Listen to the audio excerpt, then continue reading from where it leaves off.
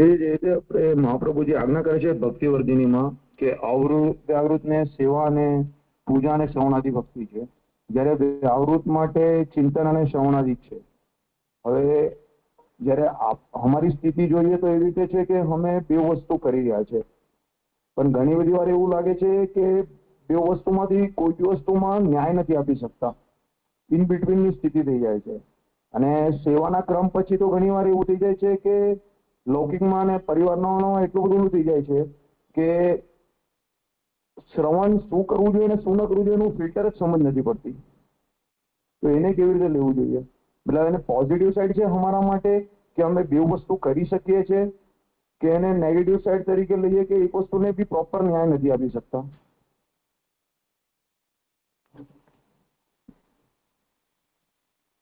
हाँ, तो स्थिति ये ऐसा है कि प्राय सभी लोगों की यही स्थिति है,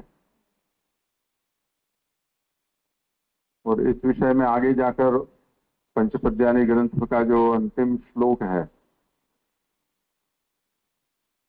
वहां इस विषय पर विचार होना है। पर इसमें हमें केवल अभी निर्णय हम नहीं देंगे, क्योंकि ग्रंथ में पूर्वाचार्य इस बात में विषय में कुछ कहने वाले हैं, तो निर्णय हम वहां से लें। पर इस विषय को हम थोड़ा और सुलझाकर समझने का प्रयास करें। और वो ऐसा है कि जैसे तुमने ये कहा कि किस विषय को सुनना, किससे सुनना, कितना सुनना, कब सुनना, इस विषय में हम कोई विवेक नहीं रख पा रहे हैं।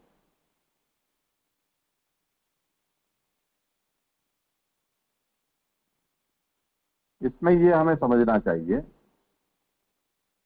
जैसे हम घर में रहते हैं, कोई फिल्मी गानों को सुनने का शौक रखता है, कोई शास्त्रीय संगीत सुनने का शौक रखता है, कुछ समाचार के प्रेमी होते हैं, कुछ सीरियल्स हैं उनको देखना सुनना पसंद करते हैं, अखबार मैगजीन्स हैं इनको पढ़ते हैं। इसी तरह कटोरिया होते हैं या शेयर बाजार वाले होते हैं, वो उस विषय में रुचि रखते हैं। जो लोग प्रोफेशन में हो वो अपने प्रोफेशन से रिलेटेड उनको सुनना पड़ता है। विद्यार्थी हो पढ़ाई पढ़ते हो, ये सब व्यवहार में होता है। किसी भी कक्षा का वैष्णव हो, भक्त हो, मानवी हो, उनके सबके जीवन में हमको ये सब चीजें तो सर्वसामान्य दिखलाई देती है। ये सब सुनना जो अभी हमने गिनाया है, वो सुनना वो पंचपद्यानी का विषय नहीं है। यानी उस विषय में पंचपद्यानी कुछ भी नहीं कहेगी, क्योंकि वो तो पंचपद्यानी ग्रंथ में जो अति हीन कक्षा के अधिकारी कहे गए हैं उनमें भी वो नहीं आती है बातें, वो सब अश्रवणीय है। किसी का फोन चालू है शायद या स्पीकर ऑन है? हाँ, पर स्पीकर ऑन है, म्यूट नहीं किया है, ऐसा कुछ। यहां से मैं कर लूंगा कंट्रोल, ऐसा करो, और उसको मैं म्यूट करूंगा तो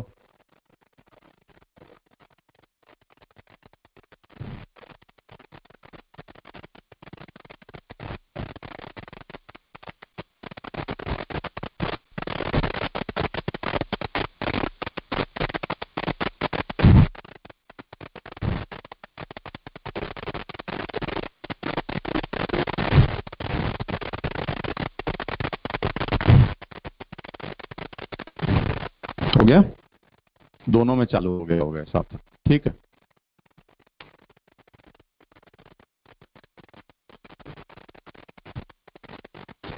तो तो ये जो विषय है वो अनन्य मनसो मर्त्या उत्तमा श्रवणादिषु देश काल द्रव्य कर्तृ मंत्र कर्म प्रकारतः, ये जो पंचपद्यानि ग्रंथ का अंतिम श्लोक है, वहां पर इन सब प्रकार के श्रवणों का व्यावर्तन कर दिया गया है।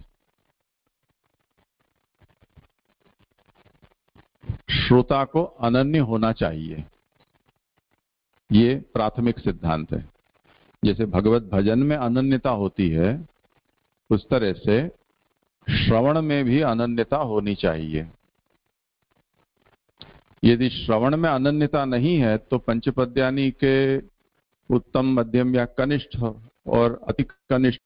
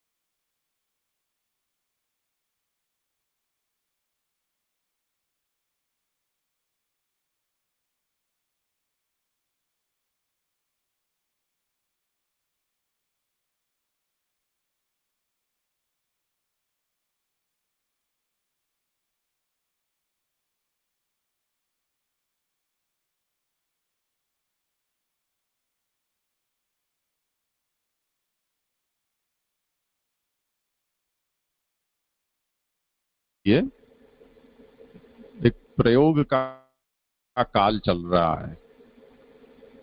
वो कहाँ जाकर टिकेगा वो तो परिस्थिति बताएगी, पर लग ऐसा रहा है कि हमें इस विषय में काम किस तरह का है उसके ऊपर ये बात बहुत क्लियर कट डिवाइड हो जाएगी, और करने वाले के घर का या जो जहां से वो काम कर रहा है वहां उसको कैसा एनवायरनमेंट मिल रहा है, वो वहां से छूटे उसके लिए ऑफिस उसके लिए अच्छी जगह है ऐसा सोचता हो, तब फिर वो क्राइटेरिया भी वहां काम नहीं करेगा कि भाई यहाँ मुझे बर्तन भी मांजने, कपड़े भी धोने और ऑफिस का भी काम करना, उसके बजाय तो ऑफिस के बहाने में घर से ऑफिस में चला जाऊं वो ज्यादा अच्छा है, दो काम न करने पड़े। तो अभी पता नहीं चल सकता है, पर खैर भक्ति मार्ग की दृष्टि से हम ये सोचें तो ये बात है कि जिनसे हमें कुछ प्राप्त करना है वो उसकी सन्निधि के बिना संभव न हो तो वहां ऑफलाइन जरूरी बन जाता है, और जो बिना संग के उपलब्ध हो सके ऐसी वस्तुओं यानी प्रत्यक्ष की आवश्यकता नहीं हो तो उसके बिना भी तो ऐसे ऑब्जेक्टिव सब्जेक्टिव दोनों बनकर यथा योग्य हमें इस विषय में निर्णय ले सकते हैं। जैसे इन दिनों लोग कोरोना में शादी भी ऑनलाइन करते थे, विधि सगाई शादी और बहुत सारे जो अंत्य कर्म हैं श्राद्धादि कर्म हैं वो भी ऑनलाइन करते थे, जो अब एक परमानेंट सेटअप हो गया है। परदेश में जो रहते हैं वो किसी कारणवश यहाँ नहीं आ सकते हैं तो वो अपने पुरोहितों के द्वारा यहाँ पर ही वो करवा देते हैं। तो हमारे नजदीकी परिचित में ही ऐसा प्रसंग हुआ कि उनकी वर्षी कर्म वगैरह करना था और वो कोरोना में वहां से आ नहीं सकते थे विदेश से, तो लाइव वीडियो रखकर और पुरोहित ने वो पूरा कर्म यहीं पर करवाया। तो यजमान विदेश थे और उन्होंने यहाँ कर्म करवाया। तो ऐसी स्थिति में ये हो सकता है। इसी बात को यहाँ भी हमें सोचना होगा भक्ति मार्ग के संदर्भ में भी कि इतनी बहुत सारी बातें ऐसी हैं, जैसे आकाशवाणी से कुछ बातें होती थी पुराने काल में, वो ऑनलाइन वाला ही तो कंसेप्ट था। कुछ कुरियर सर्विस से होती थी, कुछ मैसेंजर से होती थी, वो भी कुछ तरह से यही प्रकार था, व्यक्ति खुद न जाए। जैसे उद्धव जी संदेश लेकर पधारे तो मैसेंजर था। इसी तरह चित्रलेखा और इनका जो प्रसंग है उसमें भी हम ये बात देखते हैं उषा अनिरुद्ध का। तो कुछ बातें ऐसी हैं कि जो हमें एक आपत्ति काल के रूप में या कोई आपवादिक परिस्थिति में इस चीज को हम व्यवस्था के रूप में भी स्वीकार सकें तो कोई बात नहीं है। मैं उदाहरण बंबई का देता हूं। जैसे बंबई में लोग प्रवचन सुनने के लिए सुखधाम जाते हैं, उसमें यात्रा में जितना समय जाता है उतनी देर तो वो प्रवचन में भी बैठ नहीं पाते हैं।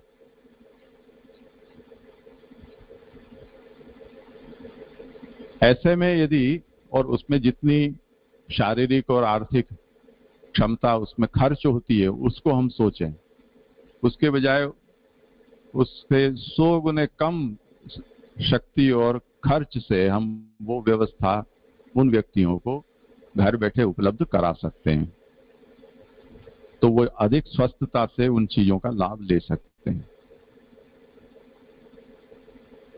तो जहां पर ये स्थिति हमेशा रहने वाली है वहां पर ये व्यवस्था एक स्वीकृत प्रक्रिया के रूप में हमें इसको ले लें तो कोई समस्या नहीं है। पर इस व्यवस्था को हम ऐसे स्थान पर लागू करें कि जहां लोग 2 कदम दूर पर घर है और ऑनलाइन पढ़ रहे हैं, सुन रहे हैं, तो ये किसी तरह से व्यक्ति को हाथ पैर वाले होते हुए भी अपाहिज बना देने जैसी स्थिति है, क्योंकि इतने कृत्रिम संबंध या इतने कृत्रिम व्यवहार हैं वो समाज में अभी स्वीकार्य नहीं बने हैं। तो मुझे लगता है कि अभी थोड़ा समय लेगा इस चीज को, लोग कर रहे हैं कोशिश, कितना सफल होता है। श्री गोसाई जी ने ऐसा कहते हैं कि ताज बीबी को पत्र से उनका ब्रह्म संबंध कराया था मुसलमानों का, क्योंकि वो पर्दानशीन थी, राज परिवार से जुड़ी हुई थी, देवालय अपने घर में उसका प्रवेश संभव नहीं था। तो अब ब्रह्म संबंध हो तो कैसे हो, इच्छा है, योग्यता भी है, तो ये एक तरह से ऑनलाइन ही हुआ ना। अब ऐसे उदाहरणों को लेकर आज बहुत से वल्लभ वंशज जो बहुत उत्साही हैं और पूरे विश्व का उद्धार करने की इच्छा रखते हैं, वो टेलीफोन पर ब्रह्म संबंध देते हैं। अमेरिका में कहो कि चलो नहा लिए हो तो तुलसी जी हाथ में ले लो, मैं बोलता हूँ, बोलो ठाकुर जी को, हाँ हो तो समर्पण कर दो, वरना वो कुरियर कर दो तुलसी, हम यहाँ जी को समर्पित कर देंगे, इस तरह से।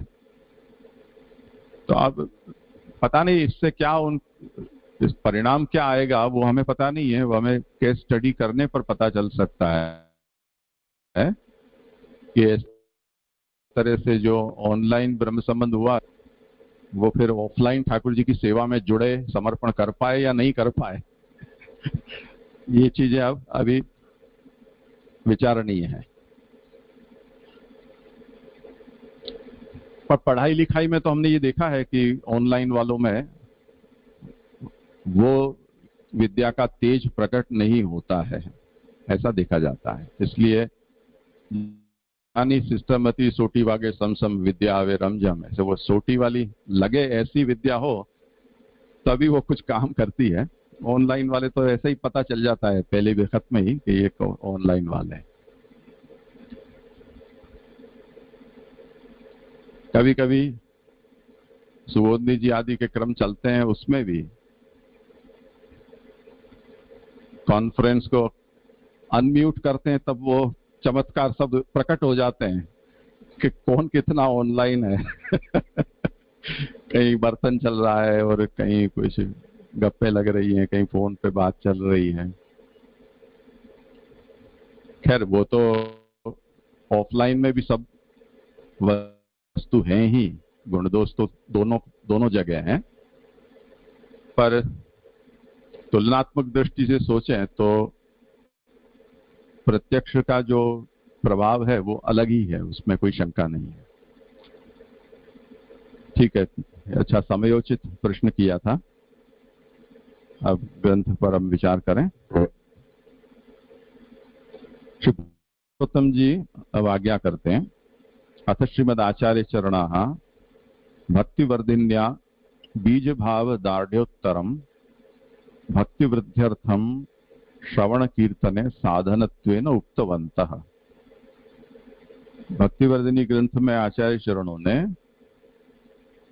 बीज भाव की दृढ़ता हो जाने के बाद भक्ति की और अधिक वृद्धि हो, यानी फलात्मिका वृद्धि हो, उसके लिए साधन के रूप में श्रवण और कीर्तन करना चाहिए, ऐसा वहां आपने आज्ञा की है, जो अभी हमने विस्तार से विचार किया।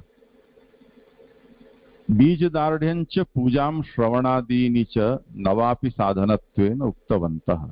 बीज की दृढ़ता के लिए पूजा और श्रवण कीर्तन आदि जो नवधा भक्ति कही है, उनको भी वहां बीज की दृढ़ता के साधन के रूप में कहा है। श्रवणादि भी ही, ऐसे भक्तिवर्धिनी में आदि पद से सभी भक्ति के प्रकारों को वहां महाप्रभु ने गिना लिया है। अब वहां श्रवण कहा तो उससे क्या मतलब है, वो कहते हैं तत्र श्रवणम नाम भगवद्वाचक पदवाक्यानाम शक्ति तात्पर्य निर्धारः। प्रभु संबंधी सुनना या प्रभु को सुनना, इसका मतलब क्या? तो भगवद्वाचक पद और वाक्य, जैसे श्री कृष्ण, ये एक पद हुआ, श्री कृष्ण शरणम मम, ये वाक्य हुआ। तो भगवद्वाचक यानी भगवान का निरूपण करने वाले जो पद हैं और जो वाक्य हैं, उनकी शक्ति और उनके तात्पर्य का निर्धारण, शक्ति का मतलब ये अस्मात् शब्दात अयम अर्थो बोद्धव्यः, इस शब्द से इस अर्थ का ज्ञान हो, तो ये पद शक्ति होती है। इस तरह वाक्य की भी शक्ति होती है। जैसे श्री कृष्ण, श्री कृष्ण एक पद है, उसकी व्युत्पत्ति उपनिषद में ये तरह बताई गई है कि ये कृष धातु से निष्पन्न है। तो कृषिर भूवाचक शब्द, कृष का अर्थ होता है सत्ता। णश्च निर्वृत्तिवाचक, उसमें जो ण है वो निर्वृत्ति यानी आनंद का वाचक है। तयोरैक्यम परम ब्रह्म है। तो कृष और न, इन दोनों को एक करने पर जो कृष्ण बनता है उसका मतलब है परब्रह्म, सदानंद। तो कृष्ण इत्यभिधीयते। तो अब ये कृष्ण शब्द की पद की शक्ति का ये विचार शास्त्र के द्वारा किया गया। अब श्री कृष्ण, तो श्री सहित कृष्ण, श्री जो है वो भगवान की शक्ति है, उसे हम लक्ष्मी कहें, स्वामिनी श्री राधिका कहें, वो श्री सहित श्री कृष्ण, तो श्री कृष्ण। अब ये पद का विचार हुआ और वाक्य का विचार क्या होगा शक्ति तात्पर्य का, कि मम शरणम, श्री कृष्ण मेरी शरण है। श्री कृष्ण मेरी शरण है का मतलब क्या, शरणम गृह रक्षित्रो। शरण शब्द का अर्थ होता है घर, दूसरा अर्थ है उसका रक्षण करने वाला, रक्षक। तो श्री कृष्ण मम शरणम, इसका मतलब होगा वो सदानंद श्री कृष्ण मेरा रक्षक है, मेरा आसरा है। ये वाक्य का तात्पर्य हुआ। इस तरह से जो भी हम श्रवण करें, वो श्रवण यदि शास्त्र का श्रवण हो तो शास्त्र में जो भी पदवाक्यों का निरूपण किया जा रहा है उसकी पद की शक्ति और उसके वाक्य की शक्ति, जो महाप्रभु अभी सुबोधनी जी में जो जुड़ते हैं उन लोगों को इस विषय को कोई नई बात नहीं है। महाप्रभु ये हर बातों को वहां जहां जहां भी आवश्यक है आप समझाते जाते हैं। तो सप्तधा अर्थ में पदार्थ और वाक्यार्थ या श्लोकार्थ ये महाप्रभु ने वहां पर बताया है। तो इनको समझ में आए इस तरह से उसे सुनना। तो भगवद्वाचक पदवाक्यानाम शक्ति तात्पर्य निर्धारण। इसे अभी उदाहरण के तौर पर देता हूं कि अभी हमारे सुबोधनी जी में सात्विक साधन प्रकरण में जरासंध का उद्धार भगवान ने कराया, उसका निरूपण प्राप्त होता है। अब जरासंध को तो भीम ने मारा, परंतु उसे मुक्ति की प्राप्ति हुई। कहा यह जाता है कि जिनको भगवान मुक्ति नहीं देना चाहते थे उनको भगवान ने किसी और से मरवाया, खुद ने नहीं मारा, अन्यथा खुद मारते। पर जरासंध को भीम के द्वारा मरवाने पर भी उसे मुक्ति हुई। अब ये बात समझ में नहीं आती है। यदि सिद्धांत वो सच्चा कि भगवान ने जिनको नहीं मारा उसकी मुक्ति नहीं हो सकती है, तो इसकी मुक्ति कैसे हुई? और इससे मुक्ति देनी थी तो भगवान ने खुद क्यों नहीं मारा? 17 बार उसको भगाया, 18वीं बार खुद भाग गए पर उसे मारा नहीं, जय रण छोड़। तो ऐसा क्यों किया भगवान ने? अब शब्द तो वही है, लीला का तात्पर्य समझ में नहीं आता है। ऐसी भगवान ने लीला क्यों की?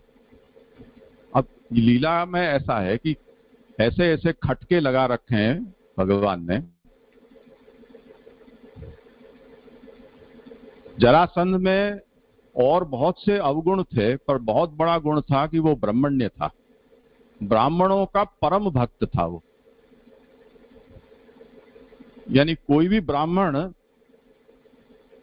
उसके द्वार से निराश नहीं होता था, ऐसा परम भक्त था।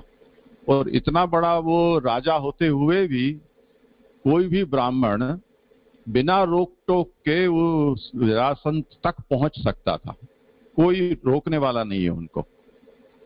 जैसे अपने यहाँ इतनी सब जेड कैटेगरी और ये वो सब होता है, वो सब उसके पास था, परंतु उनके किसी अनुचर में ये साहस नहीं था कि किसी ब्राह्मण को रोक ले, इतना भक्त था।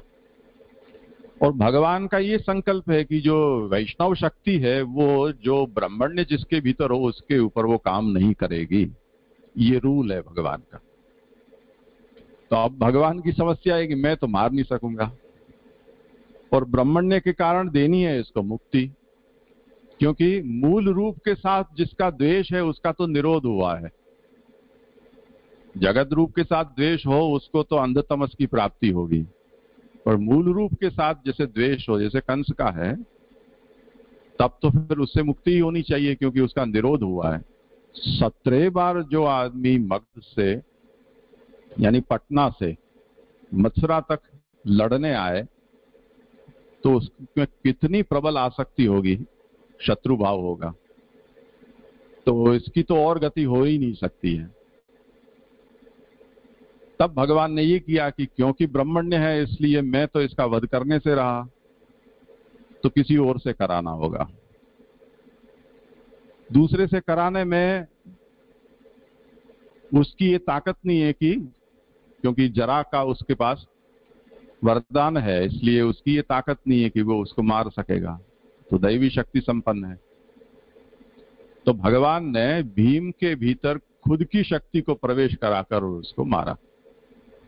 इसलिए फेस वैल्यू पे भीम मार रहा है, पर बैकग्राउंड पर भगवान है, इसलिए भगवान के द्वारा ही मारा गया होने से उसकी मुक्ति हुई है। अब ये तात्पर्य लीला का है। अगर ये लीला का तात्पर्य न निकालें तो जो भागवत है वो भगवत निरूपक शास्त्र है। ये जो एक बड़ा शास्त्रार्थ सप्तधा जो अर्थ किया है उसमें जो ऑल कंप्रेसिव जो अर्थ है कि भगवान के अलावा यहाँ कुछ भी निरूपित नहीं है, वो जो मेजर प्रिमाइस है वो खंडित हो जाती है। तो जो अन्य ने किया है वो भी भगवान ने ही किया है, ऐसा हमें प्रकरणानुरोध से या शास्त्रार्थ के अनुरोध से हमें स्वीकारना होगा।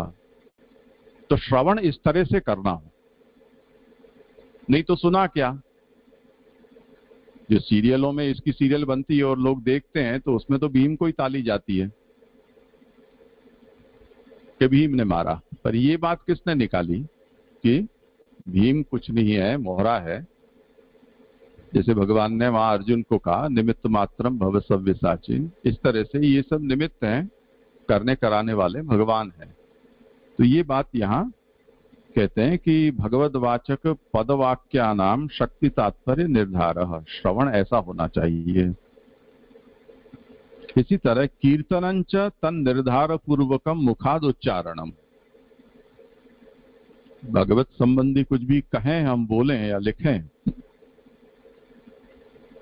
तो वो भी भगवदवाचक पद और जो वाक्य है उसकी शक्ति तात्पर्य का निर्धार पूर्वक मुख से उच्चार करना या लेखनी से लिखना। तब तो हमने कुछ सुना और तब हमने कुछ कहा या लिखा। तो ऐसा श्रवण और ऐसा कीर्तन महाप्रभु भक्तिवर्धिनी ग्रंथ में हमें समझाते हैं। ये जो इन दिनों चल पड़ी है कि 41 पद 41 दिन तक 41 लोग बैठकर 41 बार करें, ये जो चल रही है उसको इससे कोई नाने निचोने का कोई संबंध नहीं है। ये जो श्रवण कीर्तन कहा जा रहा है उससे, या इन दिनों जैसे अधिक मास में 10 लाख अष्टाक्षर मंत्र का जप, और जो जप करके और बैठे उनको सर्टिफिकेट दें और फोटो खिंचवाएं सोशल मीडिया पर धरे हुए हमने इतने जप किए, ये सब कॉमेडी है। ये न तो इस शरण मार्ग को इसका कोई दूर दूर तक संबंध है, न भक्ति मार्ग से इसका कोई दूर दूर तक संबंध है। ये तो प्रवाह में भी इतना अच्छा नहीं माना जाता होगा। मुझे नहीं लगता है कि जैसे हम लोगों ने भी 35 तक के पहाड़े तो हमने भी रटे थे, पर किसी टीचर ने 35 पहाड़े रटने के बाद हमको सर्टिफिकेट दिया हो स्टेज पर खड़ा होकर, ऐसा हमने कभी देखा नहीं। ये सर्टिफिकेट का विषय ही नहीं है, ये तो कंपलसरी कोर्स है, इसमें सर्टिफिकेट क्या बात का। अब उसमें अगर अष्टाक्षर जपने के लिए किसी को टारगेट देना पड़े वैष्णव को, और जपने के बाद उसको सर्टिफिकेट देकर फोटो भी खिंचवानी पड़े, उपरना भी ओढ़ाना पड़े, तो ये क्या भगवान के ऊपर उपकार कर रहे हो तुम? तो ध्यान से समझो कि इसको कोई लेना देना नहीं है। तो तात्पर्य ये है कि श्रवण या कीर्तन है वो भगवद्वाचक पदवाक्ययोः शक्ति तात्पर्य निर्धारः, ऐसा श्रवण और तत्पूर्वक कीर्तन। एवं तयोः स्वरूपस्य साधारणत्वे, तो श्रवण भी एक सा बताया, कीर्तन भी एक सा ही बताया। कैसे श्रवण करना? तो शक्ति तात्पर्य निर्धार पूर्वक। कैसे कीर्तन करना? पदवाक्य के शक्ति तात्पर्य का निर्धार पूर्वक कीर्तन करना। अब उससे क्या होगा, ये तो साधन बताया कि दोनों को साधारण स्वरूप बताने के बाद त्यागानंतरम क्रियमाणयोः कुतो भक्ति हेतुत्वम, ये कहते हैं कि जब इस तरह से आप श्रवण और कीर्तन करोगे और जब त्याग करोगे तब तुम्हारे भीतर वो भक्ति प्रकट होगी। त्यागम कृत्वा यते दियस्तु तदर्थार्थैक मानसः लभते सुदृढ़ाम भक्तिम सर्वतोप्यधिकाम पराम। इस तरह से श्रवण कीर्तन करते हुए तुम रहोगे, और जब तुम इस तरह से त्याग करोगे तो तुमको सुदृढ़ पराभक्ति की प्राप्ति होगी।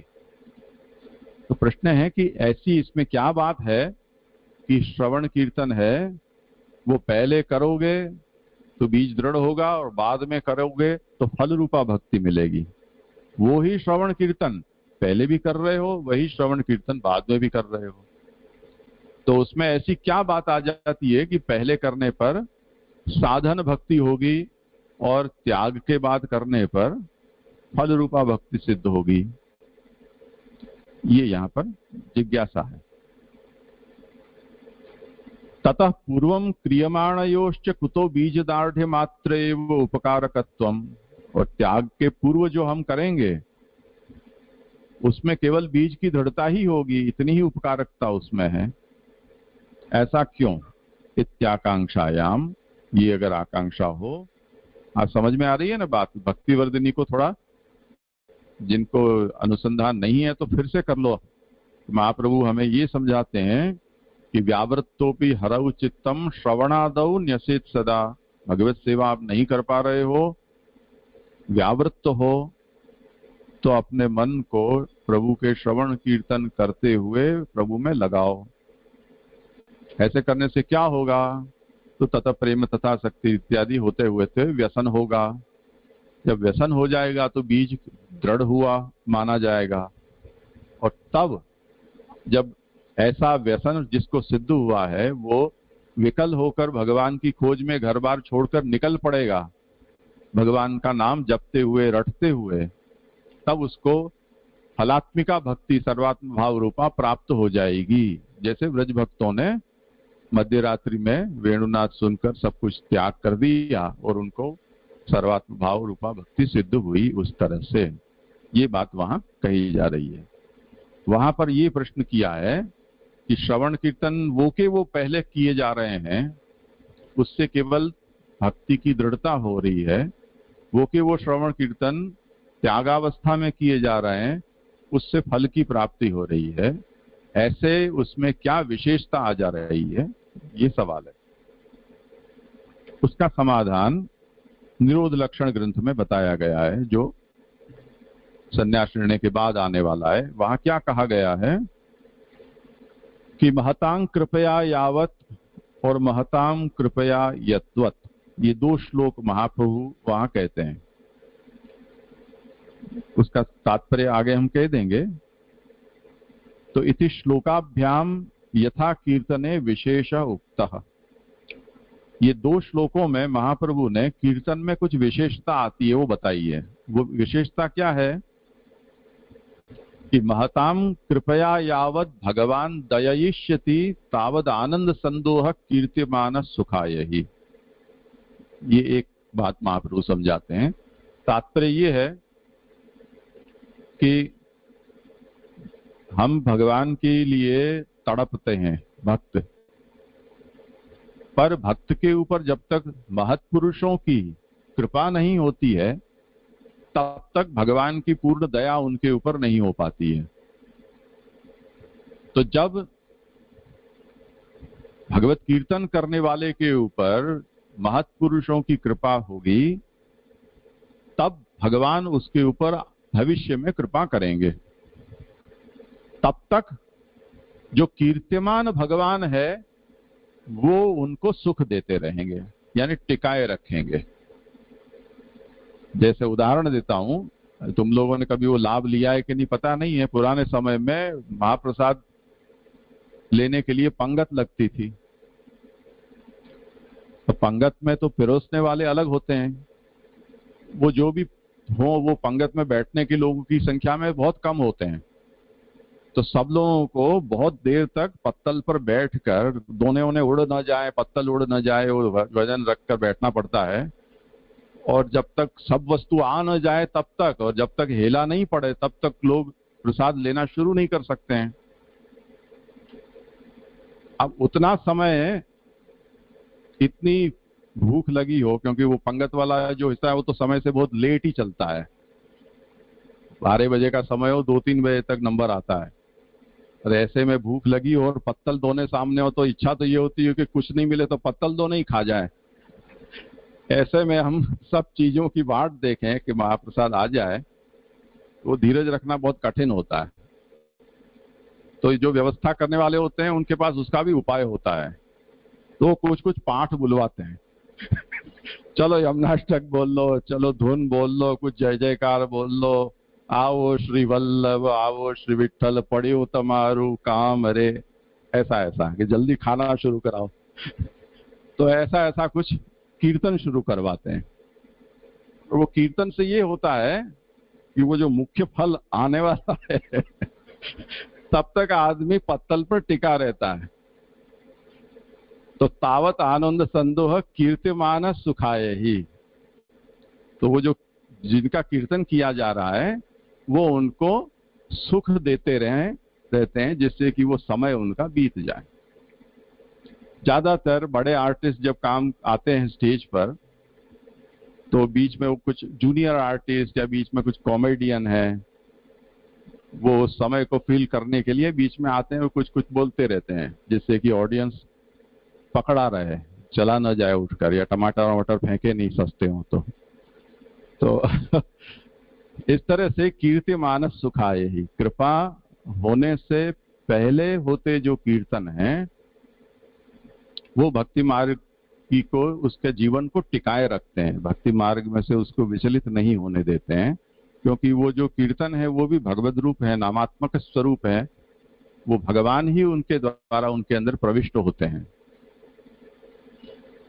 दूसरा सरल उदाहरण लें, जैसे हमारे शरीर में रोग हुआ हो और खाना पीना हम अच्छी तरह से नहीं कर पाते हो, तब तक उस पेशेंट को स्टेबल बनाए रखना पड़ता है। तो वो ड्रिप विप चढ़ा के और उसमें वो शक्ति बनी रहे ऐसा प्रयास करते रहें। रोग निवृत्त होने पर फिर से पाचन तंत्र ठीक हो जाएगा तो वो मुंह से भी आहार ले पाएगा। टाइफाइड, जॉन्डिस, इसमें ये सब समस्याएं ज्यादा होती हैं। तो इस तरह से अभी बड़ों की कृपा नहीं हुई है तब तक उस भक्ति मार्गी को भगवान भी नहीं चाहते हैं कि वो मार्ग से भ्रष्ट हो जाए, टिका रहे। तो वो कीर्तन करता रहेगा, प्रभु के श्रवण कीर्तन स्मरण, तो वो टिका रहेगा। ये साधन रूप श्रवण कीर्तन हुआ। उसके बाद जो दूसरे में कहा कि महतां कृपया यद्वत् कीर्तनम सुखदम सदा न तथा लौकिका नाम तो स्निग्ध भोजन रूक्षवत्। बड़ों की कृपा हो गई और कृपा के बाद जो कीर्तन वो करेगा वो तो स्निग्ध भोजन के समान होगा, वो फलात्मक कीर्तन होगा। यानी अब भोजन के 2-4 निवाले महाप्रसाद के पेट में गए और चेतना का संचार हुआ, और पीछे अगर बीच में कोई जय बोलाए और उसकी बुलंदगी सोचो, वो जय की और भूखे पेट की जय की बुलंदगी सोचो, तो जमीन आसमान का अंतर होगा। न तथा स्निग्ध भोजन रूक्षवत, वो रूखे भोजन वाले के जैसे ये नहीं होता है।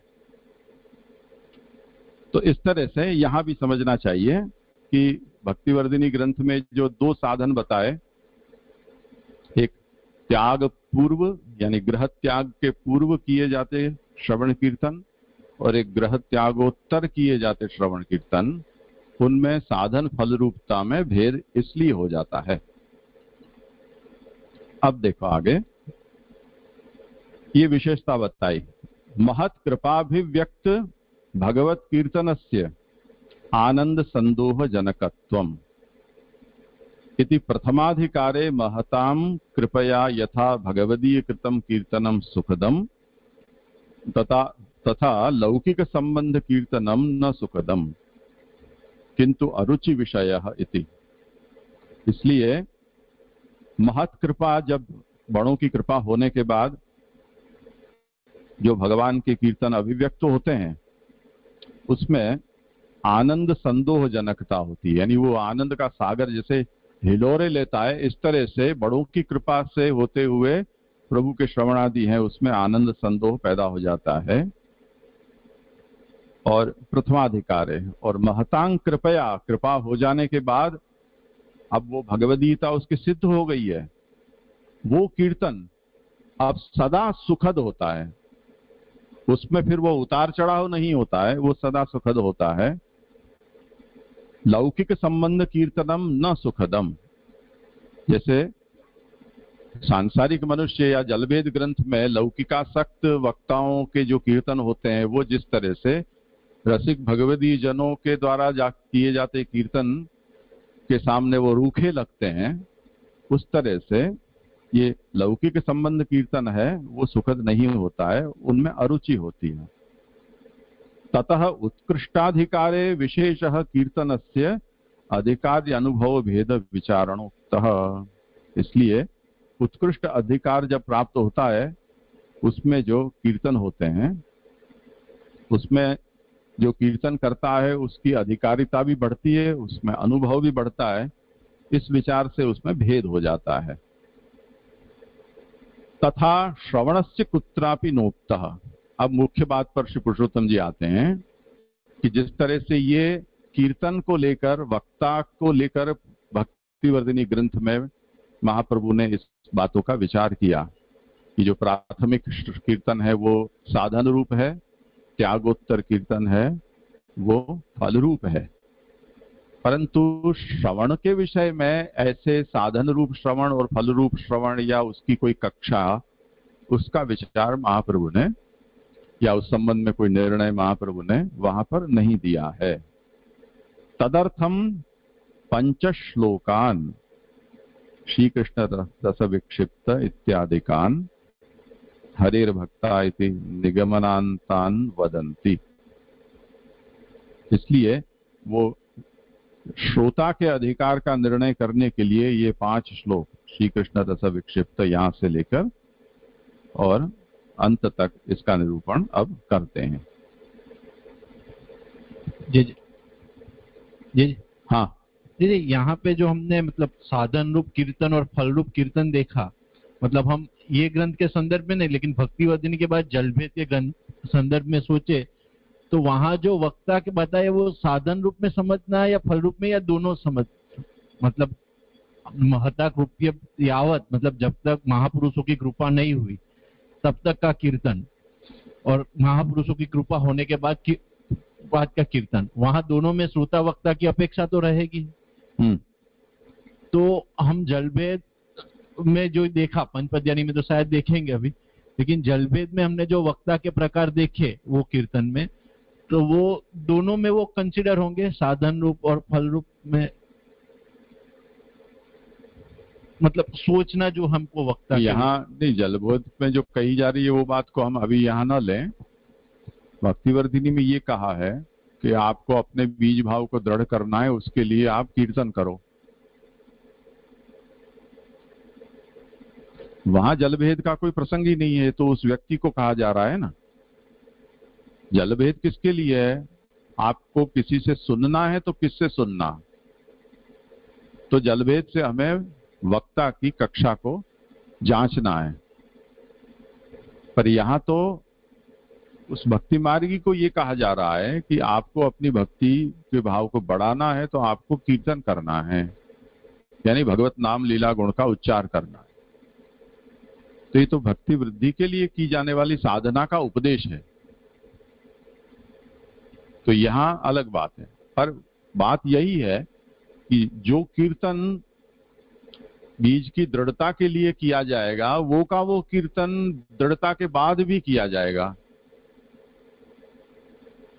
तो उसमें ऐसी क्या बात आ जा रही है कि पूर्व में किया जाने वाला साधन रूप है और बाद में किया जाने वाला फलजनक है?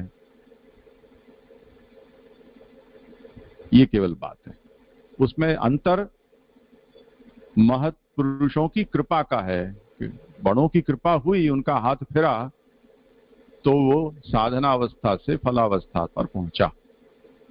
ये मतलब है उसका। तो महापुरुषों की कृपा भी हम वक्ता के रूप में ले सकते हैं ना, मतलब हमने उनको सुना।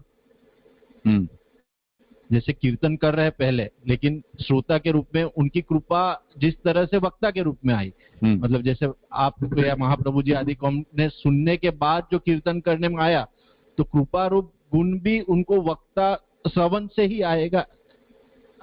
इसमें वक्ता ऐसा है, जैसे उदाहरण के तौर पर लें, परिपाटी में ये बात कही जा रही है कि हम सब महाप्रभु के मार्गी हैं, पथिक हैं।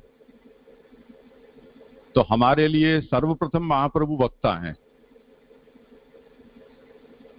हमारे ऊपर कृपा होनी चाहिए, तो किसकी? तो महाप्रभु की कृपा होनी चाहिए। सएव न परमानम शेषमस्य प्रमाणतरम। अन्य जो भी कुछ है वो द्वारभूत गुरु है, यानी महाप्रभु तक पहुंचाने वाले हैं, अगर पहुंचाते हैं तो महाप्रभु की कृपा होनी चाहिए। तो अब हमें अगर कीर्तन करना है तो भगवदवाचक पद वाक्य की शक्ति कहाँ किसमें है, तात्पर्य कहाँ कितना है, क्या है, वो हमें कहाँ से खोजना है? वो महाप्रभु से खोजना है। तो महतांग कृपया, ऐसा महाप्रभु जब आज्ञा करें तब महाप्रभु का जलभेद में क्या तात्पर्य होगा? जो पूर्ण भावेन पूर्णार्था कदाचित न तो सर्वदा। ऐसे जो वक्ता हैं, ऐसे जो नारद आदि तुल्य हैं, महाप्रभु ने वो संकेत किया है। तो हमारे लिए महाप्रभु के द्वारा हम जा रहे हैं, तो ये होगा कि महतांग कृपया मतलब महाप्रभु की कृपा। अब वो और किसी को रेफर करा दें हमको और वो भी हमें सहायक होते हो, वो उनका विषय, वो हमारा विषय नहीं है। जिसे कहानी हम देते हैं उसमें हम महाप्रभु से आरंभ करते हैं, फिर ब्रजभक्त नंदराय जी, यशोदा जी आदि सबका भी हम अनुसंधान करते हैं। तो ये सब वो महतांग कृपा का ही तो स्मरण है कि हमारी अपनी योग्यता को देखकर तो भगवान क्या हमारी सेवा अंगीकार करेंगे। आप हमारे आगे आगे रहो, हम आपके पीछे पीछे जो हो सकेगा वो करते हैं, ऐसा। तो महतांग कृपया से यहाँ महाप्रभु हमें समझना चाहिए। नहीं कि कृपा के अर्थ में हम श्रवण को ले सकते हैं, मतलब कृपा का फॉर्मेट जो है महता कृपयाम, इसलिए मैं खाली इतना पूछता हूँ, उसको हम श्रोता वक्ता, मतलब कृपा किस फॉर्मेट में होगी? तो श्रोता मतलब उनके ग्रंथ हम समझे, तो उस फॉर्मेट में हम ये रेफरेंस में ले। हाँ, हमारी ओर से वो प्रयत्न है प्राप्त करने का या पात्र बनने का, और वो अपने आदिदैविक स्वरूप से हमारा फेवर करें या पॉजिटिव रिमार्क हमारी ओर दें, ये उनकी कृपा है। जैसे नारायण दास ब्रह्मचारी और उनकी भतीजी के संवाद में आता है ना, नारायण दास के मन में ये विचार आया कि हम सब कर तो रहे हैं, पर ठाकुर जी इसको अंगीकार करते होंगे कि नहीं करते होंगे। तो वहां भी उन्होंने यही समाधान दिया कि आप तो साक्षात आचार्य चरणों के द्वारा सन्मुख हुए हो और लोगों के ऊपर भी करते हैं, तो आपके मन में ऐसा प्रश्न क्यों होना चाहिए? तो वही महतांग कृपया वहां भी है, वो सेवा में भी वही है श्रवण कीर्तन में भी वही बात है। जी जी, दंडवत प्रणाम। अभी ये बात चल रही है कि बीज भाव की दृढ़ता हो जाने के पश्चात होने वाला श्रवण और बीज भाव की दृढ़ता के लिए किया जाने वाला श्रवण। तो जो आपने बताया कि जो बीज भाव की दृढ़ता के पश्चात किया जाने वाला जो श्रवण है उसको हम व्यसन अवस्था से सोच सकते हैं। तो जो व्यक्ति यदि व्यसन अवस्था में पहुंच गया है उसको फिर ऐसा कैसे वो खोज सकता है कि ये महत्तम मतलब ये बड़ा है, इसका श्रवण मुझे करना है कि नहीं करना है? वो जो व्यसन ही हो जाता है तो वो जीव ऐसा कैसे सोच सकता है? मैं ये उसको सोचना थोड़ी है, ये कोई तो उससे सोचना नहीं है, भगवान उसको वो प्राप्त करा देंगे। वो सिस्टम ही ऐसी है। अच्छा, आप किसी रास्ते पर जा रहे हो, आजकल सब जगह टोल हो गए हैं, आपने फास्टैग लगवा लिया है, आप चलाते जा रहे हो, बीच में टोल आया, उसने सेंसर ने आपका फास्टैग तो है उसको डिटेक्ट किया, उसमें से पैसे काटे, वो बूम ऊंचा हो जाएगा और आप निकल जाओगे, महतांक रुपया वहां हो गई। यूं आपको तो चले जाना है, बस स्पीड ब्रेकर आया तो आपको वहां स्लो कर रहे हैं, इतनी देर में वो पढ़ लेगा। अब थोड़े दिन बाद और बड़ी कृपा होने वाली है, वो टोल भी हट जाएंगे, तो आपको उतनी ब्रेक भी नहीं लगानी पड़ेगी, ऐसी सड़सड़ाहट कृपा हो जाएगी। तो महतांक कृपया में तो वो सिस्टम का पार्ट है, वो साधक को सोचना नहीं है। हमारे पार्ट में कितना है कि हम महाप्रभु के द्वारा शरणागत हुए हैं, महाप्रभु को कभी भी बाईपास करने का दुर्विचार हमारे मन में नहीं आना चाहिए, उनका अतिक्रमण का विचार हमारे मन में नहीं आना चाहिए। उनके अनुसरण में रहोगे तो फिर समस्या ही नहीं है, तो महतांक कृपा प्राप्त है ही। अभी जितनी भी समस्या है वो ये सब दोड़नापण की समस्या है कि जो कहा नहीं है वो हम सब करना चाहते हैं, जो कहा है वो ही नहीं करना है, ये सब दोड़नापण है। जैसे इन दिनों में हम देखें तो शायद ही कोई ऐसा वल्लभ कुल का घर बचा होगा कि जिसमें पुरुषोत्तम याग नहीं हुआ होगा।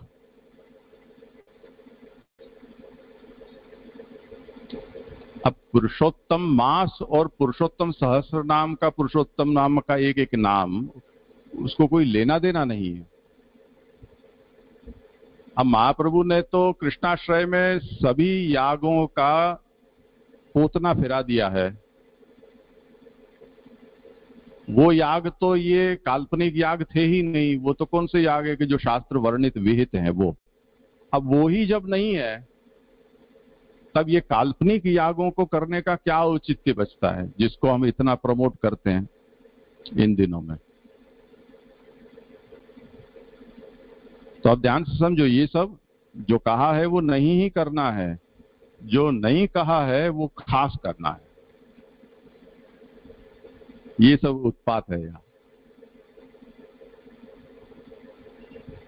तो बड़े बड़ों का काम स्वयं देख रहे हैं कि बच्चे जैसे अपने ढंग से अपना सब कुछ कर रहे हैं, बड़े उनको आशीर्वाद देते जा रहे हैं। वो उनके पास आए, उनके पाँव छुए, उसकी जरूरत ही नहीं है। उनकी जब विल आप देखोगे तो पता चल जाएगा कि सब एक साथ ढेर करके और कृपा उनके ऊपर बरस चुकी है। तो इस तरह से यहाँ बड़े अपनी कृपा दे रहे हैं, हर बार उनको याद दिलाना जरूरी नहीं है। तो देखो कि ये बात यहाँ पर, क्योंकि वक्ता को लेकर और वहां पर जलभेद में इस पर विस्तार से विचार हुआ, वैसा विचार यहाँ श्रवण के बारे में नहीं किया गया है, इसलिए महाप्रभु ने इस ग्रंथ में उस पर विचार प्रकट किए हैं। उसमें प्रथमम उत्कृष्टम भक्ति वृद्धि जनकम त्यागिनाम भावम आहु, इसमें जो प्रथम श्लोक है उसकी ये उत्थानिका है, जिसमें ये आज्ञा करते हैं कि सबसे पहले जो उत्कृष्ट भाव भक्ति वृद्धि को पैदा करने वाला, जो ग्रह त्यागी है, उसके भाव प्रभु के श्रवण के विषय में कैसे होते हैं, वो प्रथम श्लोक में यहां कहा जा रहा है। किंच ननु यथा स्वस्मिन् भगवद भावम संभव रूपम श्रवण फल सिद्ध्यर्थम श्रवणस्य उत्कर्षार्थं च वक्तृ भावान् परीक्ष्य तत्संगः श्रवणार्थम विधेय इति जलभेदे प्रतिपादितम। जलभेद में क्या कहते हैं, यहाँ आशंका लेकर कहते हैं कि यथा स्वस्मिन् भगवद भावम संभव रूपम श्रवण फल सिद्ध्यर्थम, श्रवण का उत्कर्ष वहां जलभेद में इस तरह से बताया कि वक्ता ऐसा आप पसंद करो कि जिसके मुख से आप श्रवण करो तो उस श्रवण से आपके भीतर भक्ति भाव प्रकट हो और वो फल पर्यंत प्रकट हो। इसलिए मुमुक्षु भी नहीं परंतु मुक्त कक्षा के पूर्ण भगवदीय भक्त हो, एक निष्ठ हो, ऐसे नारद व्यास आदि तुल्य जो हैं, ऐसे वक्ता के मुख से अगर श्रवण करोगे तो वो श्रवण फलजनक होगा। उससे खुद के अंदर भगवत भाव प्रकट होगा और उनके मुख से जो श्रवण होगा उस श्रवण से फल सिद्धि होगी। ऐसे श्रवण के उत्कर्ष के लिए वक्ता के भावों का परीक्षा और उनका संग श्रवण के लिए जलभेद ग्रंथ में प्रतिपादित किया, ये वहां दिखाया। तथा वक्त्रापि भगवत भाव संभव रूप कीर्तन फल सिद्ध्यर्थम श्रोत्र भाव परीक्षणीय। जैसे श्रोता को वक्ता की इस तरह से परीक्षा करनी है क्योंकि उसको खुद को स्वार्थ साधना है कि इससे सुनूंगा तो मुझे क्या प्राप्त होगा। इसी तरह जो वक्ता है उसे ये देखना है कि मैं जिसके सामने भगवत भावों का निरूपण करूंगा उससे मेरे कीर्तन का प्रभाव श्रोता के ऊपर कैसा पड़ेगा। तो भगवत भाव संभव रूप कीर्तन की फल की सिद्धि, उसके लिए उसे श्रोता के भाव की परीक्षा आवश्यक हो जाएगी। जैसे हम कोई रसोई बनाते हो, उसमें कल मैंने किसी व्यक्ति से पूछा, यहाँ एक छोटा उत्सव था और महाप्रसाद लेने के लिए सब लोगों को कहा था और यहाँ गुजरात के ही कोई एक भीतरिया जी थे, उनको बुलाया तो उन्होंने गुजरातियों के टेस्ट के हिसाब से सब चीज में भर भर मुट्ठी चीनी गुड़ डाल डाल के सब कुछ सब मीठा मीठा मीठा बना दिया। सब लोग लेने वाले भी ऐसी प्रसाद के वही थे गुजराती, तो वो लोग भी उंगलियां चाट चाट के खा रहे थे। तो अब जिस प्रकार के रुचि वाले भोजन करने वाले हों उस तरह से उनको सिद्ध करके और परोसना। इसी तरह मैं कहूंगा उसका प्रभाव श्रोता के ऊपर कैसा पड़ेगा, उसके भाव की अभिवृद्धि होगी या नहीं होगी, उसके लिए वक्ता को भी तो ये देखना पड़ेगा कि श्रोता की पात्रता कैसी है। इसके लिए उसका परीक्षण भी करना होगा। इसलिए तृतीय स्कंधे विदुर मैत्रेय संवादे विदुर मैत्रेय ज्ञान संक्रमस्य च परस्पर संवादेन प्रतिपादितत्वात्, ये विषय अभी हम लेते नहीं है, केवल संदर्भ यहाँ दिया है, वो केवल समझ लो कि विदुर और मैत्रेय का संवाद तृतीय स्कंध में निरूपित हुआ है और उसमें उन दोनों के जो संवाद है परस्पर, उसमें उनके ज्ञान का संक्रम वहां पर दिखाया गया है। यानी तात्पर्य ये है कि जो वक्ता अपने ओर से जो दे रहा है श्रोता को, वो श्रोता यदि सुपात्र है तो उसमें उसका प्रवेश होता है। तो अनुरूप श्रोता होना चाहिए, इसी तरह अनुरूप वक्ता होना चाहिए। अतः कीर्तन सिद्ध्यर्थम श्रोतृन विचारयन्ति, इसलिए वक्ता के द्वारा किए जाता जो कीर्तन है वो सिद्ध हो यानी फलित हो, उसके लिए अब श्रोता के यहाँ अधिकार का विचार महाप्रभु करते हैं। श्री कृष्ण रस विक्षिप्त मानसा रतिवर्जिता अनिर्वृता लोक वेदे ते मुख्या श्रवणोत्सुका। श्री कृष्ण रस से जिनका मन विक्षिप्त हो गया है,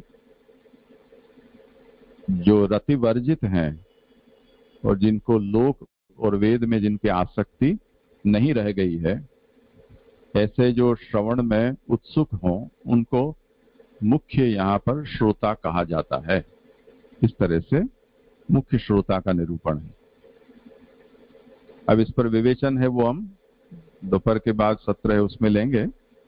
अभी ये श्लोक का विवेचन थोड़ा लंबा है, तो अभी यहाँ पर आज विराम रखते हैं, पर कोई प्रश्न हो तो उस पर विचार कर लेंगे।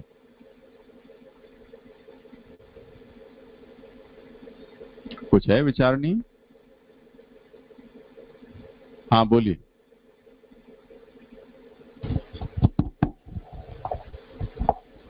जय जय दंडवत प्रणाम। आप श्री ने जो ये बताया है परीक्षा वाला, तो अपने श्रोता और वक्ता की बात करते हैं, तो अपने ये समझते हैं कि जो वक्ता है जो ऊंची कक्षा का है, उसको ज्ञान भी है सारी बातें, लेकिन जो श्रोता है उसको उतना भी ज्ञान नहीं है, और वो फिर वक्ता के पास जाता है तो इस संदर्भ में जाता है कि भाई इससे हमें सही रास्ता मिलेगा, हमें ज्ञान मिलेगा। तो वो परीक्षा का अवसर कहाँ आता है श्रोता के पास? ये तो व्यवहार में हम देखते हैं, थोड़ा थोड़ा एक्सपेरिमेंट तो सब जगह होता ही है। लेकिन वो एक्सपेरिमेंट करेगा कैसे? उसको इतना ज्ञान नहीं है वक्ता को चेक करे, वो उसी के लिए वो वक्ता के पास जा रहा है। मैं ऐसा कई बार कई लोगों से मैंने सुना है कि आज हमने उनकी कथा में ये सुना, तो वो तो ऐसा बोल रहे थे, वो प्रवचन करता था, वो ऐसे बोल रहा था, तो वो तो ऐसा बोल रहे थे। जब मिलते हैं सब लोग, तब ये एनालिसिस सबकी चलती है। तो जो सब सुनने वाले ही हैं, बोलने वालों की बात नहीं कर रहा हूं मैं, सब श्रोता ही हैं।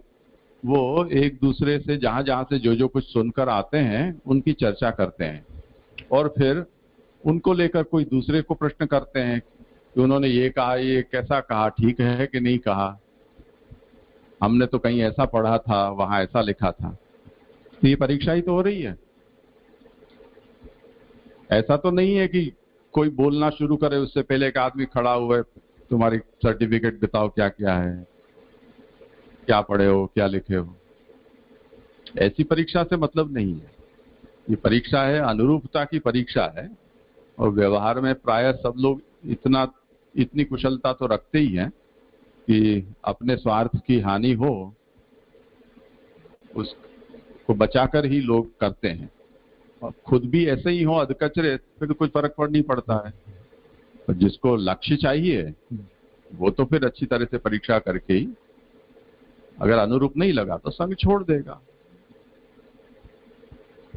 जैसे केशव काश्मीरी का प्रसंग आता है कि वो जब माधव भट्ट काश्मीरी को लेकर श्री महाप्रभु जी के पास आए, और जब उन्होंने महाप्रभु से प्रवचन सुना, उसके बाद माधव भट्ट महाप्रभु के शिष्यों के साथ बैठे रहते, गप्पे लगाते, हंसते खेलते सब करते, गुरु के पास नहीं रहते।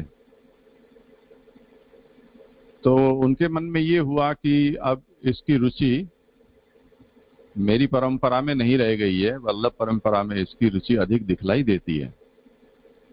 तो उन्होंने महाप्रभु के भेंट ही धर दिए उनको कि ये मेरा शिष्य था, और अब आपके यहाँ ज्यादा उसको रुचि दिख रही है, तो मैंने आज आपको भेंट किया है, आप इसको स्वीकार कर लो। अब कोई रागत द्वेष का प्रश्न नहीं था, पर उसकी रुचि होकर उसमें आगे उनको वहां अधिक संभावना दिखलाई देती है, तो उन्होंने उनको दिया। तो ऐसा होता है ना। ये सब बातें हमें षोडश ग्रंथ की संगति में जिस क्रम से हम भक्तिवर्धिनी तक पहुंचे हैं, उस कक्षा पर खड़े होकर हमें ये बात सोचनी है। ये बस स्टेशन या रेलवे स्टेशन पर या डिब्बे में हम यात्रा कर रहे हैं उस समय ये जो जो गप्पे लगाते हैं उस कक्षा पर ये बातें नहीं है। ये बालबोध ग्रंथ में जिससे ये कहा गया है ये जो पुरुषार्थ हैं वो किसके हैं? जिसको सदसद विवेक नहीं है, ऐसे विचक्षण लोगों के पुरुषार्थ होते हैं, आम लोगों के तो पुरुषार्थ होते ही नहीं है। तो उनको तो वहीं से उड़ा दिया है। अब हम जिस जो की चर्चा कर रहे हैं वो जिनको बालबोध में ही फिल्टर आउट कर दिया है उसकी चर्चा कर रहे हैं। वो नहीं है, ये वो बुला मिश्र टाइप का है। घाट घाट का पानी पीने के बाद, सरस्वती का साक्षात्कार होने के बाद, भगवत वाणी को सुनने के बाद जो महाप्रभु तक पहुंचा है उसकी कक्षा की ये बात है। वो तो गलती नहीं करेगा। बाकी जिसको अपना मार्ग ही स्पष्ट नहीं है वो तो भटकने के लिए पैदा हुआ है, तो वो भटकता ही रहेगा, कई जन्मों तक भटकता रहेगा। तो भक्तिवर्धिनी में जिसका ये बिल्कुल लक्ष्य स्पष्ट हो गया कृष्णाश्रय में कि कृष्ण के अतिरिक्त और कोई आश्रय मेरा नहीं है, सब अन्य आश्रय जिसके निवृत्त हो चुके हैं, भक्तिवर्धिनी में आकर अब उसको केवल जीवन का एकमात्र लक्ष्य आए कि मेरे भक्ति भाव के बीच की दृढ़ता कैसे हो, और इतर आसक्ति, इतर साधन, इतर आश्रय वो सब जो छोड़ चुका है उससे अब ये प्रश्न हो रहा है कि मैं किसे सुनूं। तो वो बहुत सिलेक्टिव है ना। तो इन दिनों में जो महारथी कहे जाने वाले हैं या जो स्टार कथाकार हैं वो तो कचरे के डिब्बे में जाएंगे इसके सामने, वो कहीं टिकेंगे ही नहीं।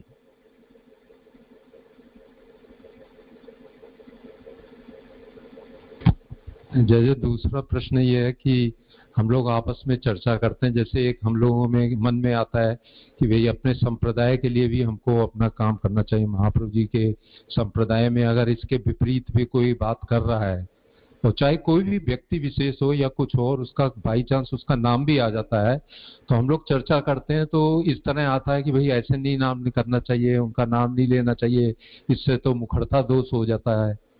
तो हम लोगों की चर्चा में भी ये आता है कि भाई मुखरता दोष तो एक बात है, लेकिन अगर कोई अपने महाप्रभु जी के सिद्धांत के विपरीत बात कर रहा हो, कोई भी व्यक्ति हो वो, अगर उसके लिए हम इस तरह कर रहे हैं तो मुखरता दोष क्यों होगा? नहीं, आपने गलती किया, उनका नाम नहीं लीजिए, कोई व्यक्ति विशेष का कि वो तो इस तरह से है।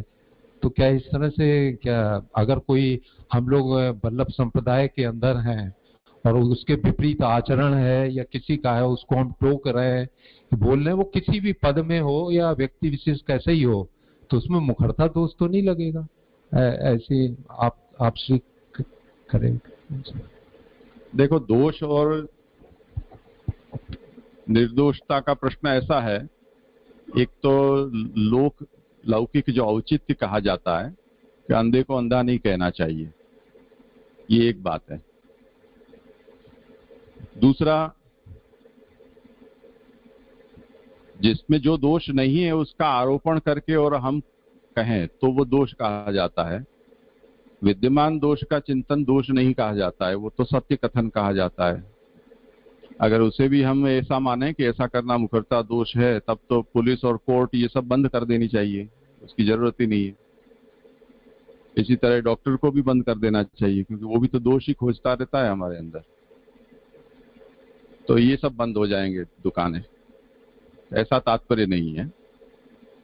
अब ये बात और है कि हम जो कर रहे हैं, हमारा श्रवण कीर्तन स्मरण भगवत सेवा आदि सब कुछ हो गया, इतना हो गया कि अब हमारे में कोई शक्ति बची नहीं है,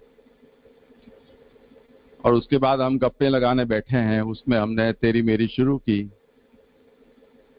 अब गोपीनाथ जी हमको साधन दीपिका में ऐसा आज्ञा करते हैं कि ये मनुष्य का स्वभाव है, और ऐसा करने से भी थोड़ा वो रिलैक्स फील करता है, थोड़ी परनिंदा कर लेता है, थोड़ी किसी की चुगली कुतली कर लेता है, तो उसको थोड़ा टाइम पास होता है, फ्रेश हो जाता है।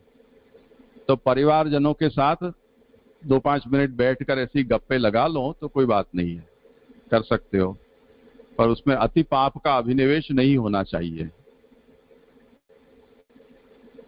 यानी इतना अधिक द्वेष ईर्ष्या प्रकट हो उससे हमें बचना चाहिए, ये विवेक बताया है। तो हम जो इस विषय में चर्चा कर रहे हैं उसमें हमें निर्णय ये लेना चाहिए कि अगर हमें ऐसा लगा कि ये व्यक्ति संप्रदाय विरुद्ध आचरण कर रहा है और वो आचरण भी व्यक्तिगत तौर पर न करके और लोग भ्रमित हो इस तरह से पब्लिकली कर रहा है, तब फिर चर्चा करने की बजाय हमें सीधा उसका संपर्क करना चाहिए, एकाकी या सामूहिक रूप से, जैसे भी हो। चाहे तो पत्र लिखो, चाहे सोशल मीडिया पर कुछ पोस्ट करो, या जाकर मिलकर उसको कहो कि ये बात हमको ठीक नहीं लगी है और इससे संप्रदाय के ऊपर ये दुष्प्रभाव पड़ेगा या ये संप्रदाय के सिद्धांत के विपरीत है, या तो आप हमें समझा दीजिए कि ये आपने ठीक किया है। तो ऐसा करने पर उसका ज्यादा अच्छा प्रभाव पड़ेगा,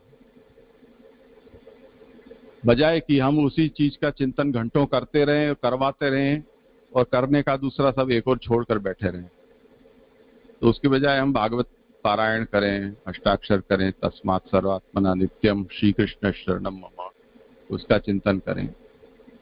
ये सब चीजें ज्यादा अच्छी। सीधा ही फोन लगाओ,